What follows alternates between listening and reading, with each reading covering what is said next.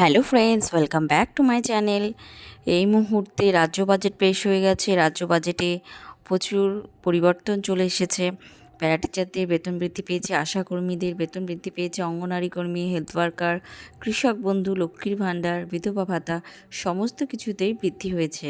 কিন্তু কত টাকা বেতন বৃদ্ধি হলো সমস্ত ডিটেলস কিন্তু এই ভিডিওতে আমি আলোচনা করছি।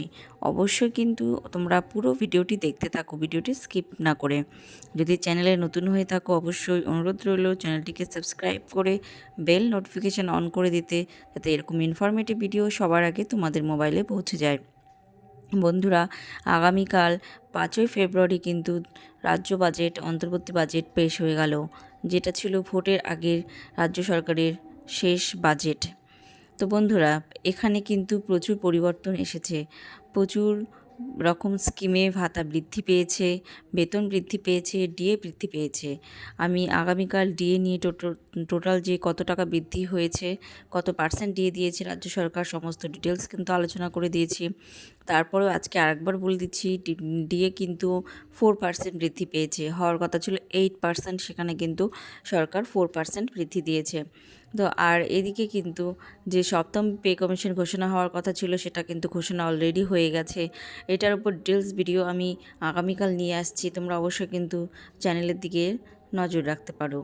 আর প্যারা টিচারদের বেতন বৃদ্ধি পেয়েছে। হ্যাঁ বন্ধুরা, প্যারা টিচারদের বেতন মোটামুটি 1,000 টাকা বৃদ্ধি পেয়েছে। আশাকর্মীদের বেতন বৃদ্ধি পেয়ে কিন্তু 11,000 টাকা মাসে। আশাকর্মীরা এখন প্রত্যেক মাসে 11,000 টাকা বৃদ্ধি পাবে, মানে বেতন পাবে। আর অঙ্গনারী কর্মীদের বেতনও 1,000 টাকা বৃদ্ধি পেয়েছে। হেলথ ওয়ার্কারদের 1,000 টাকা বৃদ্ধি পেয়েছে। কৃষক বন্ধুদের কিন্তু 1,000 টাকা বৃদ্ধি পেয়েছে। আর লক্ষ্মীর ভাণ্ডারে কিন্তু যারা নর্মাল ক্যাটাগরি, সাধারণ যারা, তাদের কিন্তু বৃদ্ধি পেয়ে হয়েছে 1,000 টাকা ছিল আগে, হয়েছে তোমার 1,500 টাকা। আর যারা এসসি এসটি তাদের কিন্তু 1,200 টাকা ছিল, সেখান থেকে বৃদ্ধি হয়েছে 1,700 টাকা। মোট কথা টোটাল 500 টাকা বৃদ্ধি হয়েছে। বৃদ্ধ ভাতা কিন্তু বৃদ্ধি হয়েছে।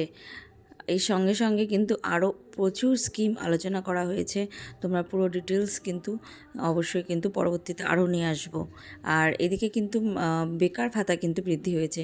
এই বেকার ভাতার ডিটেলস কিন্তু আমি পরবর্তীতে নিয়ে আসছি, তোমরা কিন্তু চ্যানেলে নজর রাখতে পারো। বেকার ভাতা বলতে মাধ্যমিক পাশের পরীক্ষার্থীদের থেকে শুরু করে একদম 40 বছর বয়স পর্যন্ত সমস্ত বেকার ছেলেমেয়েরা কিন্তু এই স্কিমে অন্তর্ভুক্ত হতে পারে। তো এই স্কিমের পুরো ডিটেলস যদি জানতে চাও অবশ্যই কিন্তু আমি আলোচনা করব, তার জন্য চ্যানেলের সঙ্গে জুড়ে থাকতে হবে। বন্ধুরা, আজকের মতো এখানেই, পরবর্তীতে আবার নেক্সট কোনো ভিডিওতে আলোচনা করা হচ্ছে। টিল দেন সবাই ভালো থেকো, সুস্থ থেকো। Thanks for watching.